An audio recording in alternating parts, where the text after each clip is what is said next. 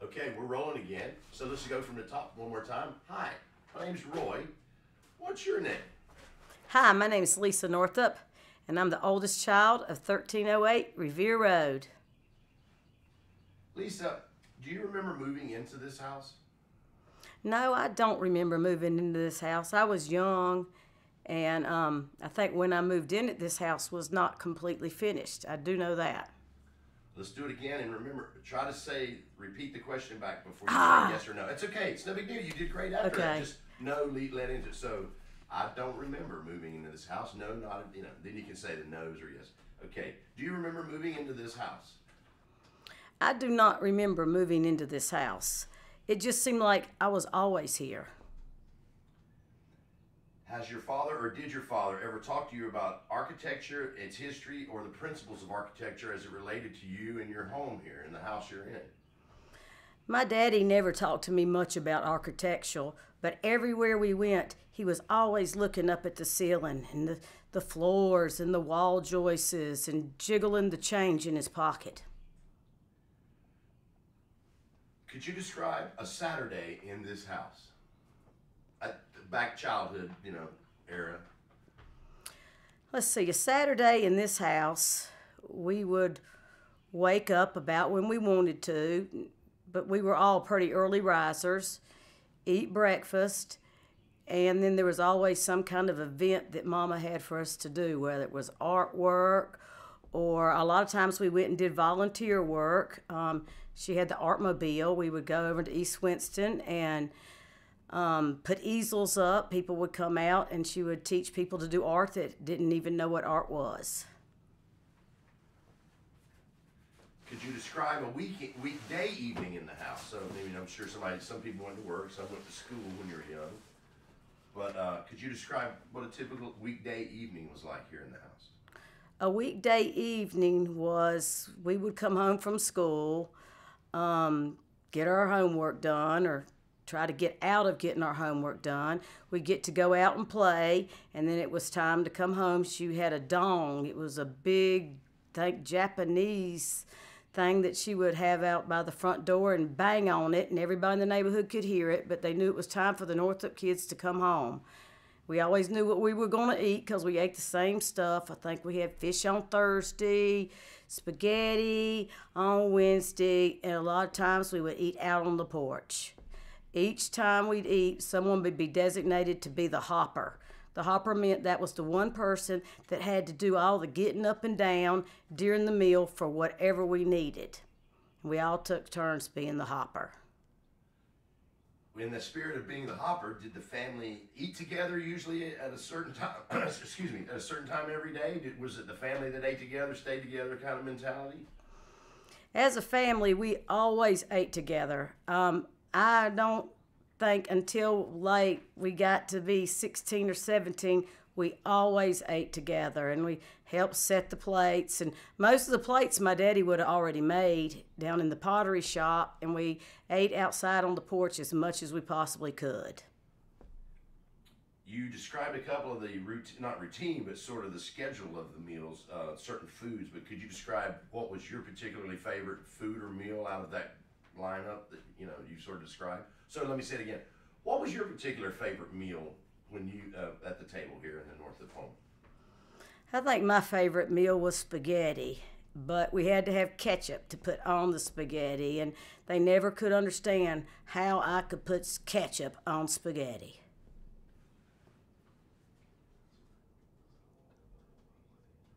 Oh, okay. So Lisa, this is going really great.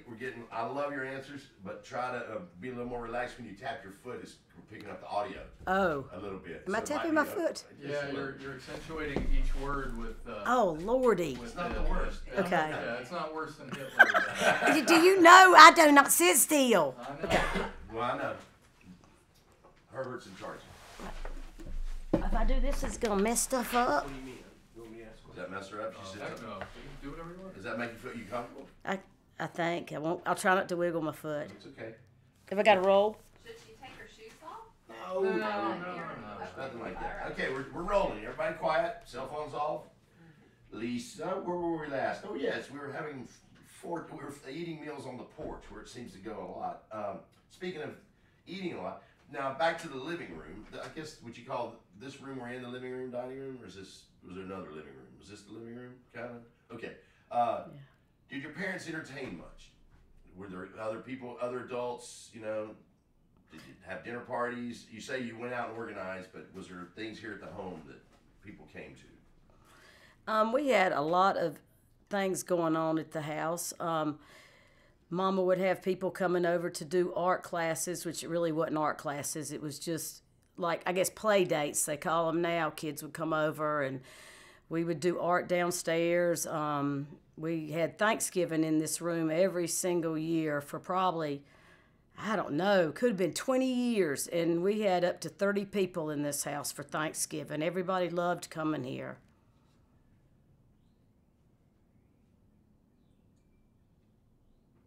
Did you have fun in this house? Did you grow up here and have a lot of fun, or I mean, was it really a good time? You have fond memories? Growing up in this house was much more than fun. It was a lot deeper than fun. It was like, I don't know, it was almost like a womb you would be in your entire life growing up. It was, I mean, when your daddy builds the house and everything you look at looks like your daddy, you don't get that in traditional houses. You see normal doors and normal windows, but this house, everything about it was my daddy. And the thing about my daddy was my daddy could not be my daddy without my mama. This house felt like almost a cocoon. It wasn't always as comfortable as a cocoon because, you know, we didn't always do what we were supposed to do, but it felt like this was our place. It was more than a house. It was our place where we belonged. Amen. Can't say much about that. That's pretty awesome. So, would you like to talk about any specific pieces of furniture, like a couch, a coffee table, bookshelves, lamps? Was there any kind of furniture or something in the house that was Lisa's? I mean, you know, you related to more than anything else? There was a lot of different types of furniture in the house. It was not the type of furniture that my friends had at their house. It was more modern, and it was not as comfortable. It was probably better for you as far as your posture and everything, because Mom and Dad tried to make everything make sense health-wise and everything. I think my favorite place was just sitting on the floor over here in front of the TV. And did your family watch TV together? We watched TV together, but I think more what I remember is watching TV with Daddy. He would come home from work, and he would get him a beer and sit down in the chair and maybe watch one show and then go down to the pottery shop. Then after that, he would come up, we'd eat supper, and he would watch basketball or football. And so I love the sound of basketball and football because it makes me feel at home. Was there any part of the house that was off limits to you? If you had your favorite spot, it was up here in the floor. Was there a place in the house you kind of weren't allowed to be? Was there a no-go zone for you kids? There was really never anywhere we couldn't go. Daddy would close the door to the pottery shop because, I mean, good gosh, you got 3 kids running around, and he wanted some peace. And I think that his art gave him peace. He could get into it and do his thing. So I think we kind of knew to leave Daddy alone for a while. Well, how about these giant closets? Were you able to get away from them as a kid in those? Were they big enough for everything? Did you hide in the closets? Y'all play games as kids? I mean, this seems like a magical place for a 5, 6, 7-year-old to be in, personally. But were the closets a place of charm, wonder, mystery? I don't know. Were there other dark spots down below? I hadn't even been all the way down to the bottom. I think as a kid, the closets, some of them were kind of scary because the beams and stuff were exposed, and you would just wonder if you go back there, they looked like they went forever. Like downstairs where the furnace was, you could see I guess the architectural or the way Daddy built the house, but it was kind of scary to a little kid because it looked like it might go forever. Well, I grew up in Gaston County, Ranlow, in a little 5-room house, you know, two sisters, and I could hear everything in our house. How soundproof was this place? I mean, it seems like it's minimalist, but could you hear noises all the time, or was it something you got used to, or creaking? You know, you knew whether it was the house creaking. Well, it doesn't really creak; it's cement, but I mean, Right. the roof might be contracted. But how were there noises in the house that were a constant threat, or they were a comfort, or other than basketball? You did say that earlier. Yeah. The house was a pretty quiet house. Now, my bedroom was right downstairs under where I'm sitting. And a lot of times, Daddy would be right above my room watching TV, so I would jump on the bed and beat on the floor to tell him to turn the TV down. But at the same time, football puts me to sleep. It's very comforting because I could hear Daddy, like Monday Night Football, we had to go to bed, but I could hear the sound of football upstairs.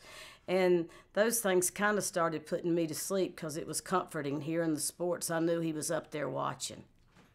And can I ask you about, did you have a bedroom to yourself, or did you share it with your sister, with Jan?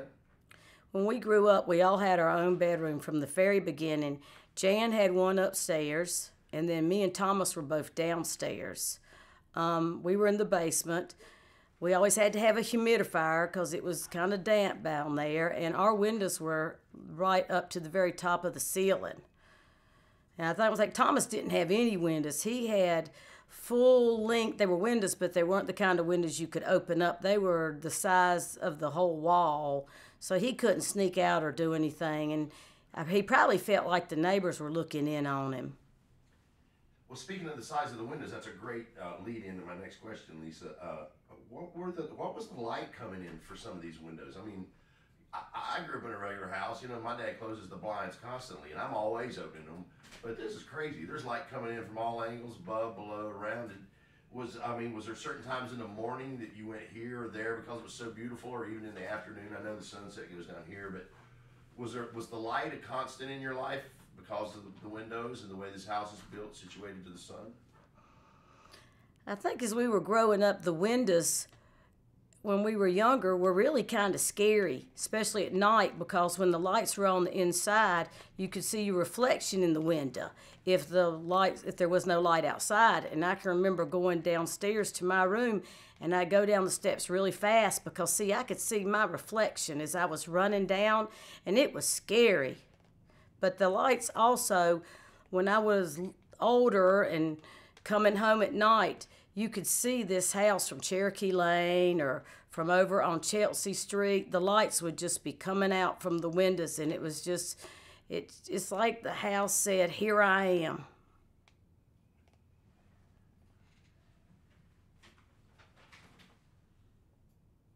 Oh, speaking of "Here I Am," Miss Lisa Northrup. I keep wanting to call you Lisa Ferguson because I knew a really good friend named Lisa Ferguson. That's not your name, so forgive me. I like seeing you smile. That's a good static. Am I looking all nervous? No, you look beautiful, smiling. For a minute, you quit smiling. You're like, I grew up here buying it. No, I'm just kidding. You look beautiful. So, how did you decorate your room? What was on your walls for whatever, from junior high to high school, or whenever you were allowed to be able to be your own person? I'm sure you could be your own person, but you know what I mean. Did they allow you to put thumbtacks up or sticky stuff, or because you put posters up? What was on your bedroom walls?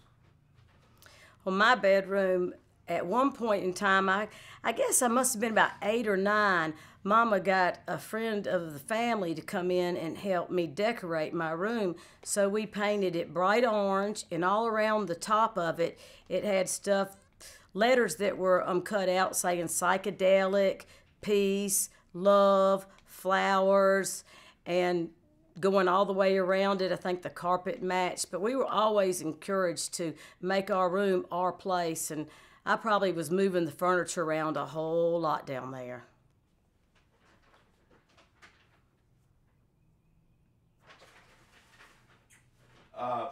Down there and up here, you have to get to those places, and they're called hallways. Were these hallways wide enough for you kids, 3 kids running around? I'm sure y'all played competitive games with each other, even if you just made them up. But could you describe what it was like to get from one room to the other? Were these hallways wide enough? The house, it has the upstairs, you can run around and around and around and around because it has doors that you just can completely just keep going. So we spent a lot of time running around the upstairs. I know Mom and Dad didn't like it. And then downstairs, we used to roller skate in what was called the playroom. And then we also used to get boxes and slide down the steps. That's always fun. Did you have many friends in the neighborhood, and did you walk around here a lot? And did those friends come to visit? And what were their reactions to your house, if any? We had a lot of kids in this neighborhood and friends. They would come here and play in the creek. For a long time, we'd get a little bitty swimming pool, like a kiddie swimming pool, and put it in what we would call the deep end of the creek. And we would get in there, and you really couldn't move anywhere. You just go around and around and around. But we all enjoyed playing in the creek, and there's just a bunch of kids, and they would come here and, of course, throw rocks. We weren't supposed to throw rocks, but everybody loves to throw rocks. Well, you had friends and family, obviously, as you just described, and neighborhood friends. Did they ever come over and stay here at the house? And if so, did you ever feel that they were envious? I mean, I'm sure your mom and dad treated them with love, just like whatever, kindness. But how did it feel? Were your friends like, wow, what kind of house is this? Or are they just kind of, because you're so young, any recollection of that? I can always remember everybody that ever came to this house was in awe with it. And Mama was always so hospitable, and she was always trying to get us to do things that we would create things of our own. It was just artwork all the time, artwork all the time. I'll be honest with you, I got tired of artwork for a long time because that's all we did was artwork. But all my friends would love to come over here, and sometimes we would make Christmas ornaments. Sometimes we would make little beads out of ceramics. We would go get leaves in the backyard and put them between wax papers.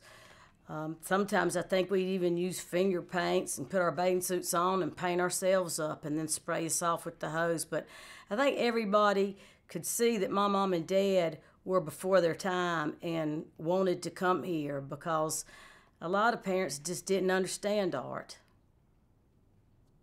Now, did this all happen after Woodstock? No. Has that art, any of that art carried over to adulthood? Do you find yourself every now and then to release tension? Do you go into a place and work with colors, paints, or I don't know, any kind of fabric or sculpting? I think probably what I got from Mama and her artwork is more, I guess I am creative to a certain extent because I can visualize things that, some people can't imagine what things look like. I have a very good imagine, but I'm not really that good at drawing. But I think what I've got from her is what I do with my grandkids. And I see me doing it automatically. I'm automatically doing what Mama did with us. And with my kids, her grandkids, I'm doing with hers. Not hers. Mine. Mine, yeah. You want to do that again? You can say that over. Say it the way you want to say it. How am I going to say it? Okay. I know I just say it. Has art carried over into your adult life? Or some of the habits your mother fostered in you as a child? How has it carried over to your adult life? Okay.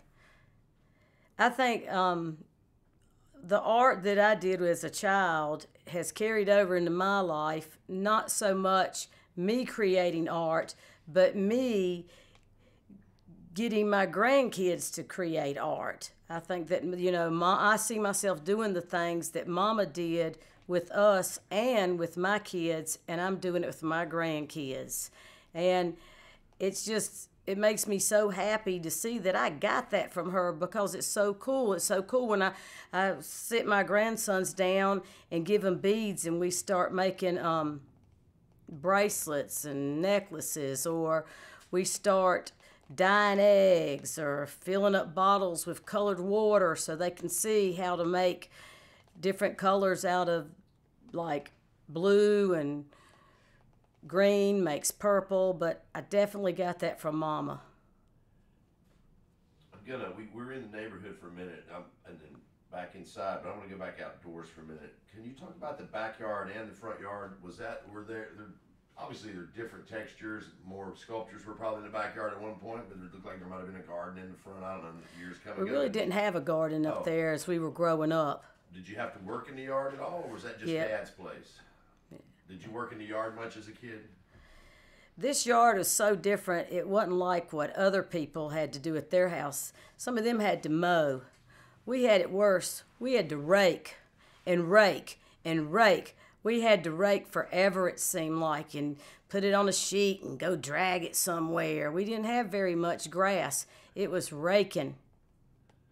Were you ever a participant placing some of the sculptures? Did he encourage, were you part of his moving team? No. No. He did that when we were all gone. Okay.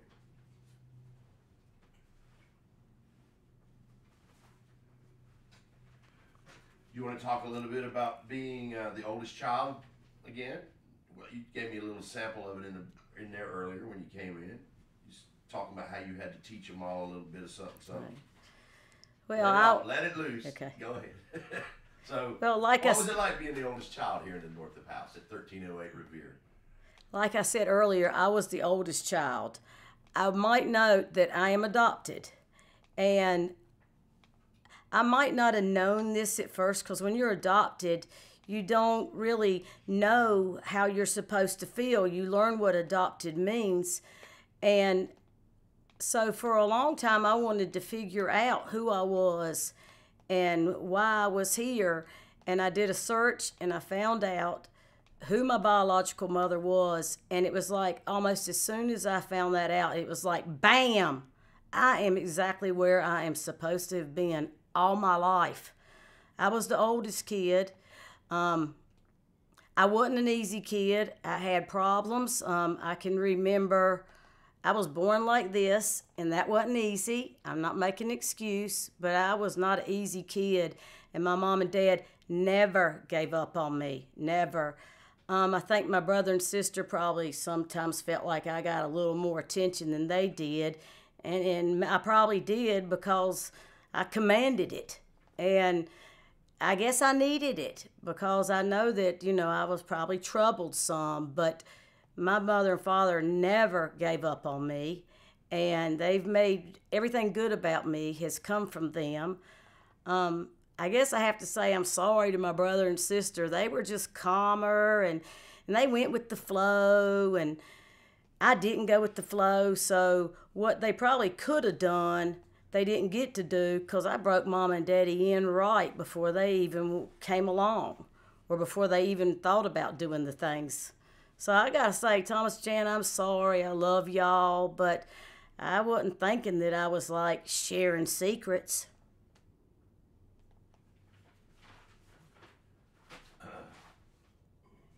I don't know how much of that y'all want to use. I don't care. My next question was, could you describe sort of the differences between you two, three siblings? But I was born like this, and it's defined me. I mean, there's no way you're not born different, and it doesn't define who you are. It's probably made me a little rougher around the edges. You either lay down or you stand up, and I got the personality to stand up. I probably do feel like I was mean to some people, which I never really meant it that way. It's just you learn it as you're growing up. You got to do what you got to do to protect yourself and survive. Is that something, I'm not trying to put words in your mouth on this one, is that something that came to you as you realized what you had to do to adjust to being adopted or get right with being adopted within yourself? Did that toughness come somewhere from that realization, like, hey, it's me, they love me, but I got to do something, I got to take care, you know what I mean? Or is it something you just felt tough always? I don't think that the fact that I was adopted is the thing that made me toughen up. I think it was more my hand. I never remember my mom and dad telling me I was adopted, ever. But I do remember talking to my biological mother and always telling her how much I loved her and how much I was okay. And that tells me now that my mother and father did an amazing, wonderful job for me because I was secure enough to not be mad at my biological mother. And I'm not mad at her. thank God she put me up for adoption, because I wouldn't be sitting in this wonderful house with these most wonderful parents in the world. I mean, there's no way she could have been like them. It's the best thing that ever happened to me to being adopted. Well, I was just trying to say I'm glad you worked through it and found the strength that you needed to just be who you are, because that's not something we who aren't adopted can even try to understand. Anybody else? Herbert? Bonnie? Yeah, Lisa, tell me about, you talked about your relations to your two siblings, but describe like your different, how you were, little domestic differences, like how are you different the way you played when you played games? One of you more, I'm assuming maybe you were more competitive than the others, or maybe, did you play board games together, for example, or, little memories like that. Card games, board games, if you were inside, or just any fun time play memory that you think about a lot. Well, I guess me and Thomas and Jan, we played a lot together. We played roll-a-bat. We played a card game. It really wasn't a very fair card game, because the name of the card game was Lisa Wins. Because they were young, and I guess I was just old enough to realize that I could kind of manipulate the rules a little bit so that I could win. So we would play the game, Lisa Wins. It didn't take them long to not want to play anymore. And then we played Butler. Somehow they were always the butlers, but that didn't take long either. Thomas and Jan, they were a lot of fun to play with, but they caught on to me pretty quick. I was the one, though, that had all the energy. Thomas and Jan probably could have read a book or played board games, but I didn't want to sit still. I wanted to keep something going. On that note, is there a particular story you might want to share with one day when your father got tired of hearing you talk and you needed something to keep you a little more busy? Is there a particular day that you got a special gift that you'd share with us? I guess one of the highlights of my life and everybody in my family's life was when Mama went to church camp, Canuga, and I was here with Daddy. He was in the pottery shop, and I was bored. You know how kids will just come down there and say, "I'm bored, Daddy, I'm bored." So I kept telling him, "I'm bored, I'm bored." Well, he just looked at me, cut the potter's wheel off, washed his hands, said, "Come on, let's go." So I followed him. I had no idea what we were going to do. He got me in the car, and we rode out to a horse trader's. His name was Roy Fulton, and he bought me a horse. We went and took the horse to off of Griffith Road at a place called John Foster's, and he set up for me to have my horse boarded there. Well, Mama comes home from church camp the next day, and Lisa's got a horse. Yeah. Now, does Lisa still ride to this day? You still fond of horses, or did you get over that after a while? Was that a teenage thing, or? I probably kept that horse till I was about 18 years old, but I think I was 8 when I got the horse, and I probably spent every single weekend at the barn, so it paid off for Daddy. Because, I had a lot of energy, and I needed to keep busy, so every single weekend, I guess for 10 years, I was at the barn. Do you still ride at all, or go to the barn? Is that that's over with and done? You're done with horses? Or? I still like horses. I had them off and on throughout my adulthood, but it just gets to be a lot of work, and it's an expense. So at this point, I do not have horses. Could I see myself with another horse? Absolutely. I actually still have my saddle. Yippee-yi-yay, motherfucker. I'm gonna say a couple words, and then if you can latch onto them and expand, I want you to do so and do it in the same way you're doing it. I'm gonna say the word if it means something to I'm you. bouncing my head all around weird. No, you're doing No, great. you look awesome. You're doing Okay. great. You really look Great. good when you smile. Okay. I laughed when she said Lisa wins. You need to Okay, I'm gonna say action, and you just say that again. I'm gonna say action. You go, Lisa wins. Okay, just that action. Lisa wins. Let's do it one more time. Action. Lisa wins. maybe need to do the whole sentence. Oh yeah. I had a card. I had a card game I Yeah. played. I had Okay. a card game I played, and then pause it. You know. Okay. Okay, action. I had a card game that we used to play that I made up, and the name of that card game was Lisa Wins. Okay, now back to what I was describing. I heard these words earlier when Dottie Northrup was being interviewed.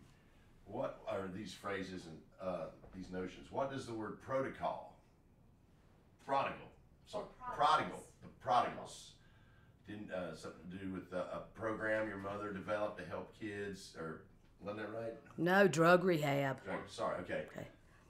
So prodigals, can you describe how that, was that anything that you're a part of in your life, or did you encounter the kids, help with some of them, or were you, that something was all about your mom and you weren't involved in that, but prodigals? The Prodigal Center was something my mom and my dad did together because they were always thinking about how they could help people and what kind of need. And they were never very judgmental people at all, or not very, never judged people. And they helped start a center called the Prodigal Center, which was over in Southside, that was for drug rehabs. It was like an 18-month program, and people would go there to get help from drugs. As kids, we would always go to their church services that they had there, and any kind of fundraiser, we would go there. And Mom and Dad would also hire people from the prodigals to do work around our houses. And I actually hired one to do work around my houses. I hate to say the Prodigal Center is now closed. Another institution that had its day and has moved on to some degree, but it might be, I'm sure it's some form of it still around. I'm just ignorant to it. But the Black Panthers, you got any thoughts on the Black Panthers? The Black Panthers have never been a scary bad thing to me. I know a lot of people hear Black Panthers and they think, oh no, they're horrible. But I can remember Mama taking me and Thomas and Jan over to the Black Panthers headquarters on Patterson Avenue. And you know, by the way, we went there on Abraham Lincoln's birthday and we took a cake. And you know the reason we did that was that Abraham Lincoln freed the slaves. So we went over there. I'm gonna think I was about maybe 5, and that would put Thomas and Jan 2. I may not be right on the ages, but we went over there and I can remember standing on the porch giving them the birthday cake. And they were very happy to have us there. They never were scary to me. And that obviously had to affect how you feel about civil rights and today's current Black Lives Matter and a lot of other things, because African Americans get the short end of everything for the longest time. I know things are sort of inching, but not much. Wasn't it 1963 that Martin Luther King went to Washington? Yeah. I can tell you something about that. I can remember when Martin Luther King was going to Washington. Now, of course, I don't really remember that that's what he was doing, but I remember what went on in my house. The buses, they stopped in Winston-Salem, and also some people loaded buses in Winston-Salem. Mama wanted to go up there, but Daddy said, there's no way you're leaving me here with these 3 kids. So me and Mama made bag lunches and went downtown Winston and gave all the bag lunches to the people on the buses going to Washington.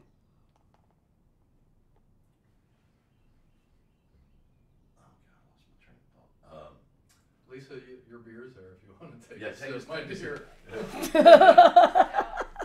love that story, by the way. I didn't know that one. You didn't? No. Mama wanted to go, but Daddy's like, no way, you're not leaving me here with these